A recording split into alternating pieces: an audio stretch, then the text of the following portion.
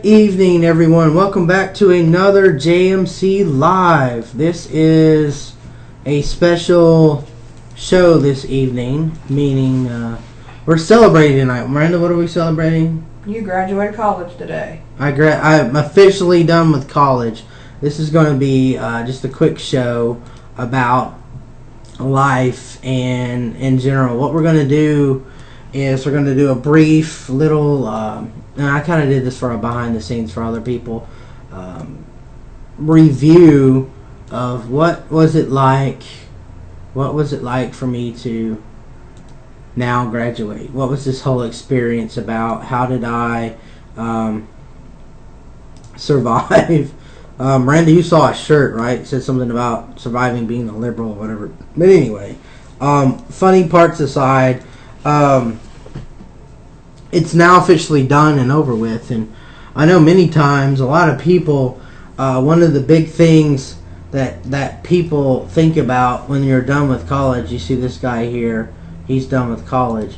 What do you think about your direction in your life? And I have to say that being a man of faith, being a person who has made a lot of choices in his life, some good, some bad, this has always been I wouldn't use the word struggle, but that seems to be the best fitted word for it. And I hate to say struggle, but that seems to be what I used to have the whole issue with, grasping, understanding what God wanted and how God wanted to work in my life, and just different places and things that I wanted to do. And as I said, I wanted this to be like a shorter show tonight, so it's not going to be about news or anything like that.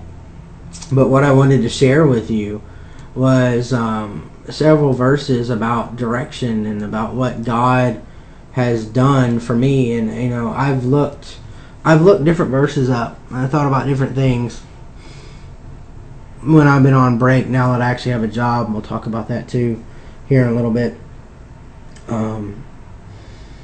Things that I've had to deal with are just not the average, normal, daily relationship things that you have to deal with. We'll start back at the beginning of it. People know that I got laid off back in the day. I'm saying back in the day, after my last big job I had. You got laid during off, the crash. You got laid off the day the economy crashed. Yeah, pretty much. And I played that whole unemployment, search for jobs, apply for jobs. For 2 years. Not even 2 years. It was a little less than that. It was a little less. It was 2 years. It was just about. And the way I timed it is as I found different things that I could do and not do and go through and so on and so forth. And I knew I had that GI Bill, but I thought, well, maybe I can get another job like that. I wasn't certain. I wasn't confident what I could do. And I just made a decision that I could do this. I thought about Proverbs 3, 5 through 6, about trusting the Lord with your own heart. I thought about, in Isaiah 11:2, where God talks about the Spirit of the Lord shall rest upon your shoulders. And, the Spirit of wisdom and understanding, the Spirit of counsel and might. And, talk about trusting the God and then God will take care of you. And then stuff like Jeremiah 1:7 through 8, where it says, do not say I'm only a youth, because I still thought I was young. I was in my 20s, For all those whom I send you, you shall go, and whatever I command you, you shall speak. Do not be afraid of them, for I am with you to deliver you, declares the Lord. So that was something else that came up. Along with that, you had a wife who and I had a wife who supported you and pushed you to go to college. I really did. Yeah, and she's like, you need to go. And honestly, I kept thinking back when I was younger, when I wanted to go. I had my scholarship figured out for band, and the truck blew up. And then I made 2 or 3 more attempts after that to go, but either I was scared or my situation was where I couldn't physically get there. I wasn't in a position to do it. You were scared to go to college. Yeah. You said I need to find a job, and I said, Jeremy, you have your GI Bill. Yeah. You earned this free college degree. It wasn't free. Yes. Yeah. We are in debt because of it, but there was things that didn't all cover, but majority it covered everything. But in 3 years, you realize that was the best choice of your life. That I told you I was disabled, but when you went to college, Yeah. I was already disabled, and I was a year in being disabled. I had yet to be diagnosed with Crohn's, but we knew something really severe was wrong with me. Yeah, we knew something was going on, Miranda, but we weren't sure what this was all about and how this is going to work and where we were going to go and what's going to happen. But I looked at Jeremy. I said, we both want to go to college. That was our dream. I wanted to go to college and become a physical therapist. I wanted to still work in the medical field, and I wanted to repair people. I wanted to help people get back on their feet, and live better lives than where they were at. I mean, that was what I wanted to do. I couldn't do that. I can't do that. I'm too sick, and now we know I'm never going to get better. And I pushed her. I said, we don't know if I'm ever going to be well enough to ever work again. And I said, one of us has got to go to college. I said, it's both of our dreams. One of us needs to accomplish it for the both of us. And that's why I pushed you. And that's why I supported you nonstop. That's why I've gone away for weeks at a time when I was too ill for you to take care of me and try to do college.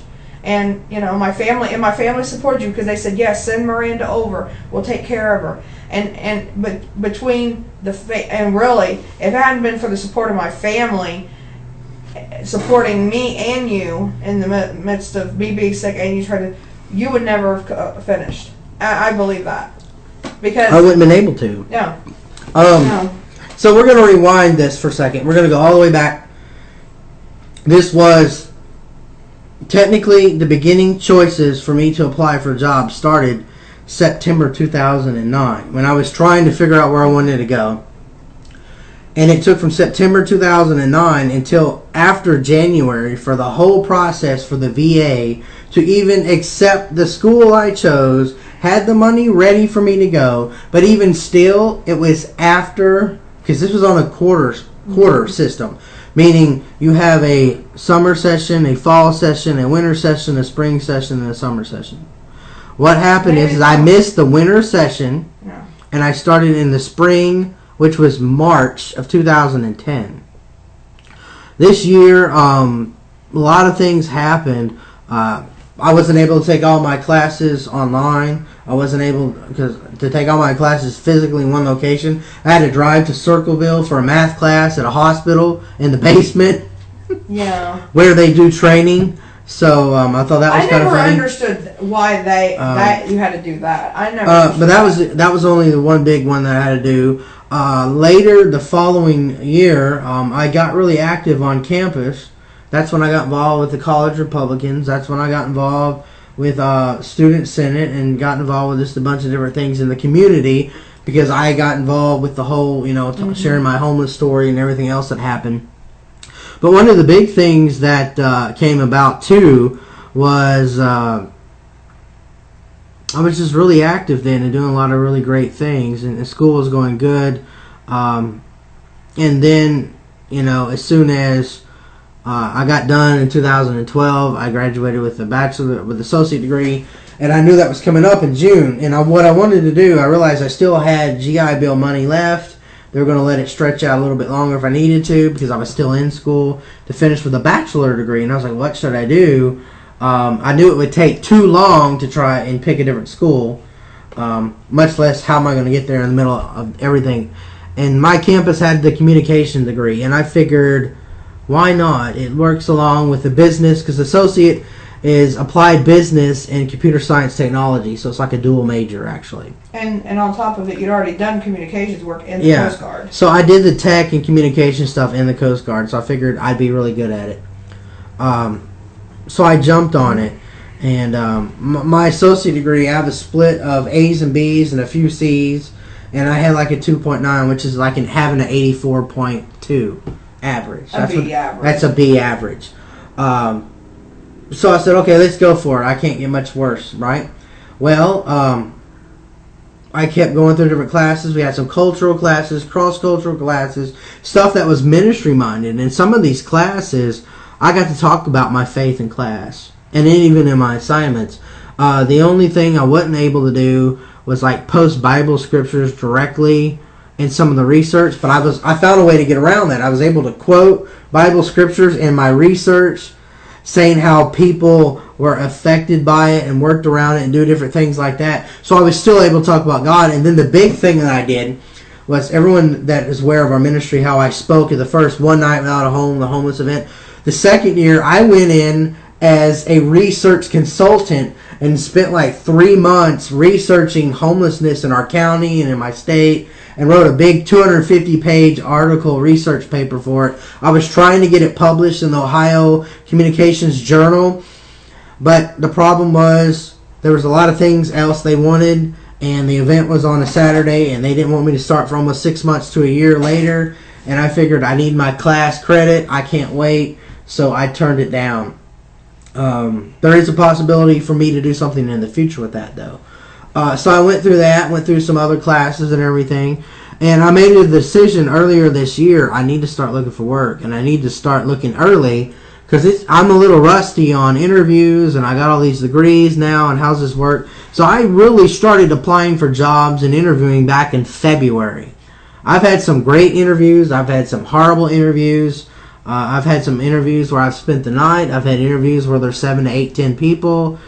Fill a room, spend a whole day, all sorts of stuff. And I just kept going and going and going. Well, I also realized... And you went to job fairs. And I went to job fairs. The other thing I also realized is, if I want to be able to be available to go to an interview, my last semester, which they made that shift, the quarters to semesters, which is 10 weeks to 15 weeks, I had to be online or not going to class 4 days a week. There's just no way I could do that. So I made a decision to take 2 of my general ed classes and 2 of my last online classes left that way. And I took a lot of classes the first summer session. This time I didn't. I only took 1. I had 2 that carried over with me to the last summer session. And then I had 2 more. So I had 4 online classes. But luckily they gave me the opportunity to apply for a lot of work. And the thing that I can say now, as I said kind of last week, I am now a contractor for a company, working at another company, and I'm looking to see where that's going to go in the future. And today's official day for the end of class. I started last Friday in orientation. Now, I bring all this stuff up because I want to talk about, again, about like the whole Jeremiah 29:11, like plans I have for you, plans for good, not evil, to give you a future and hope. And I think you should also share that, every inch of getting your education has been a fight. The devil, Satan has fought us. He has thrown every monkey wrench he can into our plans. Mm-hmm. In the midst of all of this, I was diagnosed with an incurable disease that we have to face for the rest of my life. Yeah. And it, through this disease, it has dearly stopped everything. Clearly, it practically has stopped the ministry until, now, since you've gotten done with college. But, we have been attacked on so many levels by different, by just different, health problems and fighting. And it's been my health problems. It's my health problems, along with fighting with doctors and the hospitals medical billing departments, and fighting with those kind of things. Fighting to get my medicine. And it's been a complete fight every inch of the way with me, and it's just tried to distract Jeremy from trying to accomplish. Because Jeremy has done something not everybody in the world does. Not everybody can graduate and have a bachelor's degree. Yes. I know for a fact that I'm not smart enough to do that. I can tell you right now, I'm not. I'm not. And I know that because I'm smart in other ways. And Jeremy will tell you, he'll sometimes say, Miranda, you're a genius. But you're a genius in a different way than you would think Einstein or something like that, because I have different gifts. Mm-hmm. So what I want to do with this show tonight is talk about, as we already covered everything about school and how I got to that, and everything's done. You know, like what God has done for me, He can do for you. And I want this show to be about change in your life and dealing with adversity, which is a hint towards my book that I'm going to be working on now. That's going to be the main topic of the book, adversity, and there'll be a lot more on that in the future. But for now, what I can talk about, and part of this talk might be in the book, if God has a plan for you in your life, it's not going to just be handed to you like, here you go, here it is, this is the way it is, and it's just going to be all smooth and all nice and pretty and all nice and shiny and just so great and wonderful and in its little present-like kind of box. No, it doesn't work like that. Well, how it works actually is when God puts a plan in your life, there are times where we decide not to do it. There are times where when we decide not to do something, that's the easiest path in the world. Quitting college is probably the easiest thing anyone could do. Really, you just don't do your homework. You don't go to class. You don't do anything. Quite simple. I do understand people have a lot of things in their lives, especially students that have kids and families and work, and so you're not able to go to class all the time and do all the different things all the time. I understand that. That makes sense to me. But the one thing that I look at is what has God created you for? And too many times I've noticed many people, they just, and I hear it, I don't feel like I'm supposed to do anything. I don't feel as though what you're supposed to do. And you just get lost in the shuffle, and you can't function, you can't think, you just can't, the words can't, simply. And when those moments happen, you become a doubting Thomas. Well, I mean, yeah, you do the whole doubting Thomas, but what is the whole doubting Thomas? What is that really about? Well, it's quite simply, it becomes the obsession of your life. It just destroys you. And then the other side of it is, a lot of people have a lot of passion for things in their lives. And when you have a passion to do something, and it consumes your life, like it could be movies, TV, video games, food, clothing, shoes, flowers, writing, cars, toys, farms, whatever it is that you like. I don't know what you like.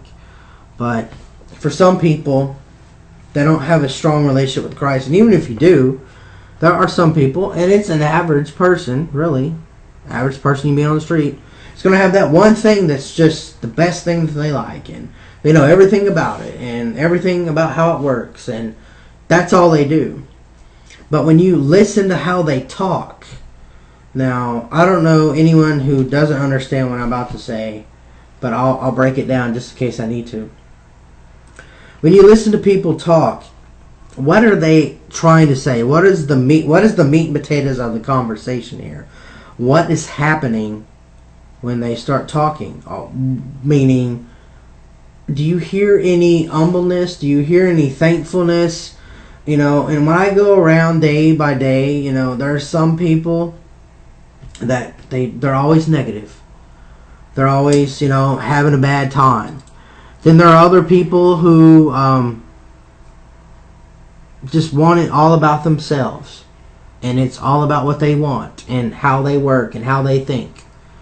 And I have to tell you something. To be able to do what I just accomplished, technically, I just went to school for 3 years and got an associate degree and a bachelor degree.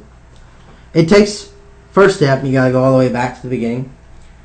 You pray to God and say, God, what am I supposed to do in my life? And you start listening. This is the part we as Christians don't do anymore. We don't listen to God anymore. We're always telling Him what we want and what someone else needs.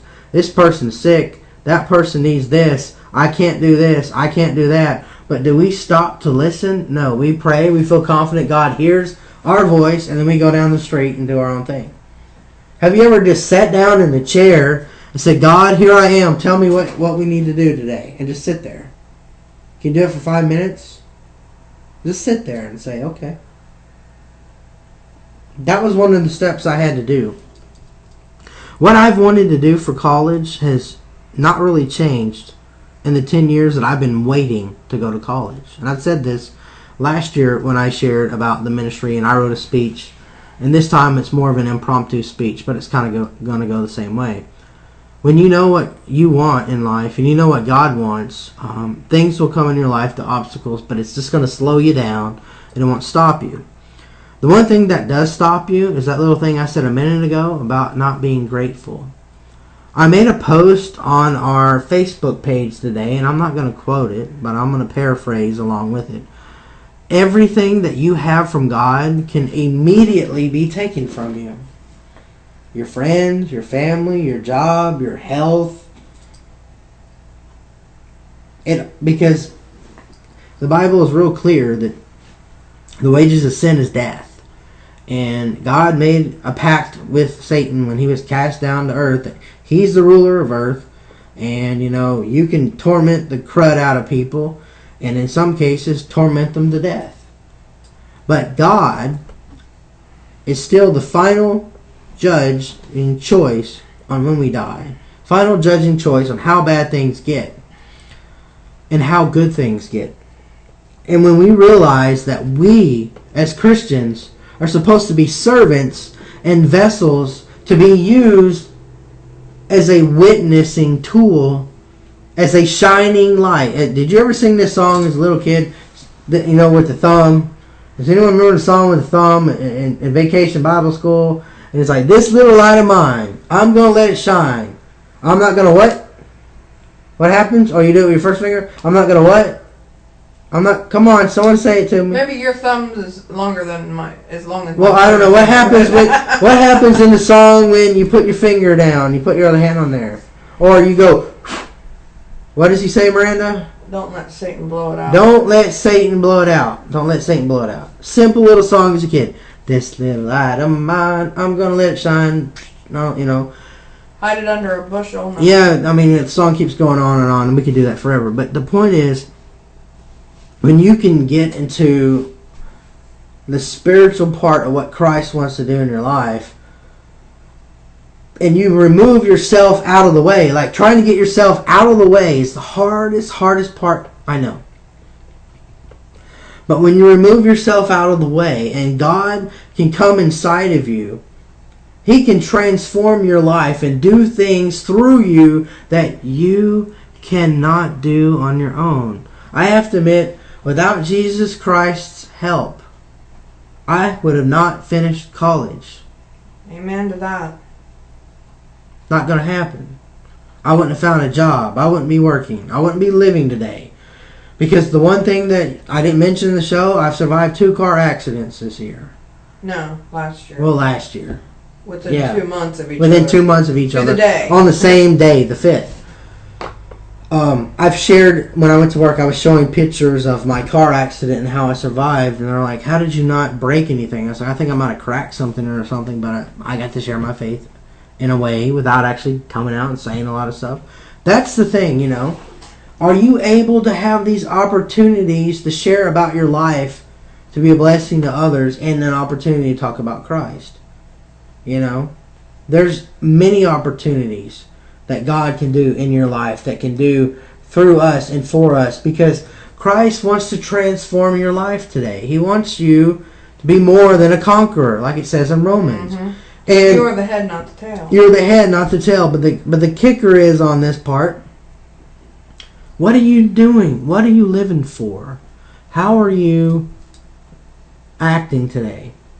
What are you saying that is different in your life? And I'll tell you, it's hard for people to find jobs even today. Yes, and I truly believe that God worked a miracle for us, giving you this job. Yeah, even and He restored everything. He restored you a job even to the amount you're being paid an hour. He restored that. You know, it's been 5 years since you've had a job, a real job. I mean, I've had part-time jobs and jobs for like the college and all sorts of stuff like that. But they were just temporary. But they were like seasonal and things like that, simple stuff. But this is I like, find that amazing that God restored all that, and things are, things are working out. Because there are a lot of college kids right now, they're having to go back to mom and dad. Yes. Or they're almost homeless because they can't find a job in their degree, or they're overqualified for regular jobs. True. So and that's the thing, and I'm going to ask Miranda something, because I know we're only doing like a half-hour show. We have plans for the evening where we're going to go. I'm going to do this probably split screen. That'll make it better. I think that we've talked enough about. One of the things I want to know and want to ask, and I'm going to have myself on the screen. Miranda's off camera because she's not feeling well, but that's the way it sometimes is. Besides I wasn't even here last week. Well, she wasn't even here on the phone. She was on the phone last week. Well, besides the whole, Miranda had to be packed up and go spend the night for a few days during exams, whatever. What else did you take out of these 3 years for you? And then I'm going to have to answer the question too. You rephrase the question and ask me. I honestly, in the face of, we were under so much stress.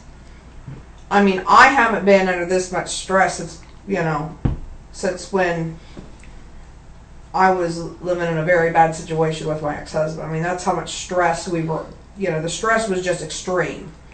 There was so much, I was sick every day. There was times I couldn't even walk down the hallway of our house. Yeah. I was, and there's days I still do that.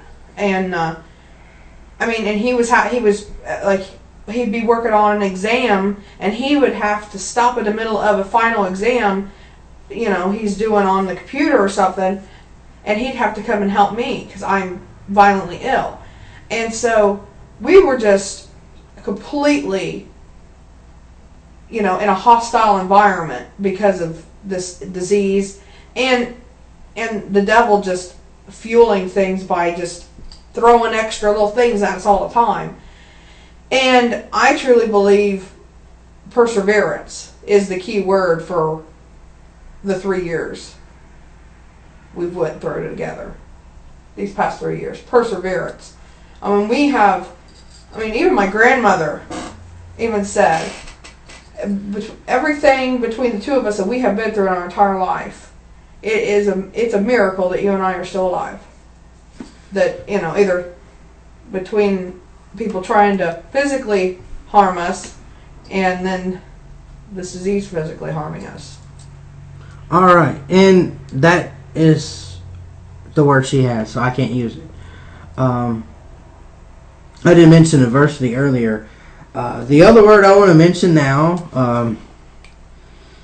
and I'm trying to think how I can say this is just one word, and I can't think of it as just one word. There's a few words I have to say. Time management. Scheduling is key for the things that we had to deal with. Knowing when exams are, knowing when class is, knowing when someone's available to go do this, that, and the other. The calendar is completely full. The cell phone has messages. The wall calendar has messages. The other calendar has messages. We have messages on top of messages about messages. Okay. Communication is the other word. Now I'm an official communication analyst. That's one of the titles that I've now can hold. Conflict management, that's another one. From the time Miranda got sick to the car accidents and everything, our relationship had totally had to change. It has. It has changed. It permanently has changed. Some would say it's good. Some would say it's bad. But that's what you do, and it gives you an opportunity to see things from a different perspective, see things, through the eyes of God in some cases, or through the eyes of the other person. Because in our situation, I had to think what it was like to be sick all the time. And Miranda had to think what it was like to take care of someone who was sick. Exactly. Because when you are sick all the time, you can't think about anyone but yourself. There's just no way to do it. I need this now. I'm sick. Please help me. And that's the only thing running in your head. You know, and what happens when we're both in a car accident? We're both sick, and there's nobody to, help a lot. So, the final thing I have to say for you guys, and I understand like the economy and many people looking for work. A lot of people are seriously, genuinely doing all the things they can. The simple phrase is, do not give up. I mean, yeah, that's perseverance, but even still not giving up, you have to be flexible. I think also the Bible says to be content in all situations. Yeah. And we had to find that contentment Yes. in the face of, the horrible things this disease has done to my body. Yes. And you having to sit back and watch it. And we did. Yes. Because when I was violently ill, we just cuddle up in bed and we put a movie in. Or we would Yes. get out the Bible and we would read together the Bible in bed. Yes. And we found that contentment in the face of the horrible pain. And that's how we would do it. We honestly, we couldn't do it any other way other than coming together and being content and doing the things that Christ wanted us to do, because there's just no way that we can make it. And that's what God has done for us. I mean, Christ has transformed my life even more than from where I've been. The same thing can be said for Miranda. And this is the end of the show, because I want to leave this on this kind of note. Because now you've been informed on what God has done for me and Miranda. Now it is your turn to go out and be the light in the darkness. To go out and become transformed, to endure the tests that Satan throws at you. Because there are many tests in your lives that only you are being tested on. And only you are supposed to ask God for help and ask others to help you. So I want you to be encouraged tonight. Really be encouraged, because I don't think people understand how much it is to be important to know that somebody cares about you. And that's me and Miranda. We've been through a lot. And we want you to know that we are here for you. That's why we have on the website, submit a prayer request. And we get them all the time. And sometimes we get them on Facebook or Twitter or whatever. We want to be there for you. We want you to know that you're not alone. We are brothers and sisters in Christ. And I want you to realize and understand that God has a plan for your life. And it's not going to always go the way you want. But you can survive and move through this. And God can give you the contentment you need to be content in all these different situations. Because there are horrible, nasty things in this world that people don't deserve. Sometimes they do, but most of the time a lot of people don't deserve the hands of the things that they're dealing with. So I'm going to end this show on that note. That God can transform your life. God can set you free. If God can take someone as broken as I was and not just, kind of half do something, not kind of just do something. God has completely transformed my life. There are people that knew me 12 years ago, 5 years Down in ago, Texas. 20 years ago, that don't even recognize who I am anymore. That are shocked. And they're like, what happened? I said, Jesus Christ kept working on me. Yeah. I didn't quit. You kept trying. You never gave up. And I didn't give up. And like I said, because in Texas, they remember you as the homeless kid. Yeah. Or just the kid that wasn't... Or the poor kid. Or the sick kid that didn't come to class sometimes, that's or whatever. All they know. And that's all they know. And they don't know who this kid is. Now who's this guy? You're a college graduate. So who is this living guy? in Ohio. You went from Texas to Ohio. Yep. And, yeah, I think it's pretty amazing. So, we're wrapping this show up tonight. What I want you to do is I want you to open your Bible to Proverbs tonight. And I want you to start looking at some Proverbs and some Psalms, excuse me. We're going to write possibly as early as tomorrow, a mini devotional blog about this topic in a way. So then you'll have more information.